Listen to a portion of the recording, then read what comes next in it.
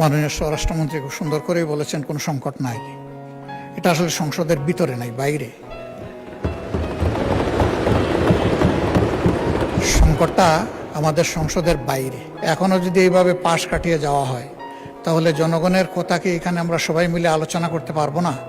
আমরা কি একটু সুযোগ সৃষ্টি করব না সবাই মিলে, যে এই সমস্যার সমাধানটা কিভাবে করা যায়? আমরা তো কাউকে দোষারোপ করার জন্য এই আলোচনায় যাচ্ছি না। আমরা বাস্তব অবস্থাটা জেনে কি করা যায় সেই বিষয়েই তো আমরা কথা বলতে চাচ্ছি। তো এখন যদি এই সুযোগই দেওয়া না হয়, তাহলে আমরা কি ধরে নেব? আমরা ধরে নেব যে জনজীবনে এখন যে প্রবলেমটা সবচেয়ে বার্নিং, এইটাই আমরা এই সংসদে আলোচনা করতে পারলাম না। এটা কি আমাদের জন্য একটা দুর্ভাগ্য হবে না মাননীয় স্পিকার?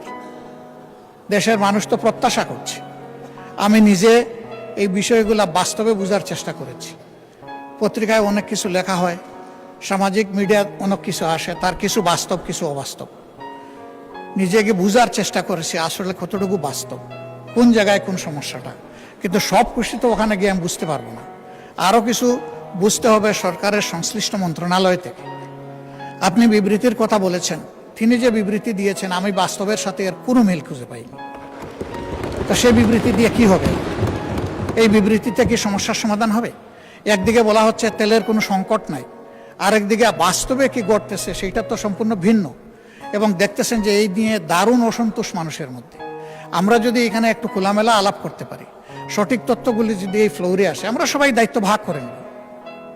জনগণ তো এই দেশে আমাদেরকে প্রতিনিধিত্ব করার জন্য এখানে পাঠিয়েছে। এই জনগণকে সঠিক জায়গায় আনার জন্য আমরাও দায়িত্ব পালন করতে চাই।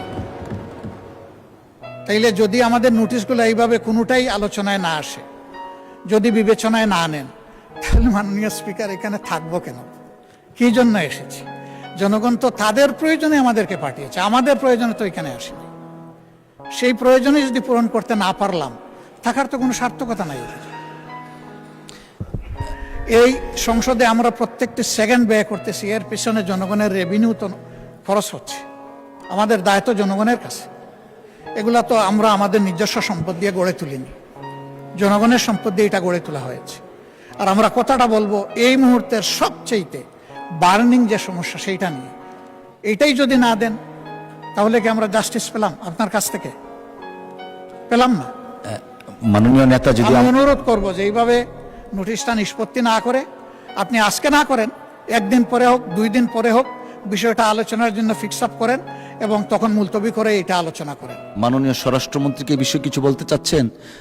মাননীয় স্বরাষ্ট্রমন্ত্রীকে একটু দেখি। জি, আপনাকে অনেক ধন্যবাদ মাননীয় স্পিকার। মাননীয় স্পিকার, মাননীয় বিরোধী দলীয় নেতা যে প্রস্তাবটা উত্থাপন করেছেন সেটা অবশ্যই আলোচনার যোগ্য এবং জাতীয় জীবনে জরুরি গুরুত্বপূর্ণ বিষয়ও বটে। আপনি তো আলোচনার বিষয়টা নাকচ করেননি।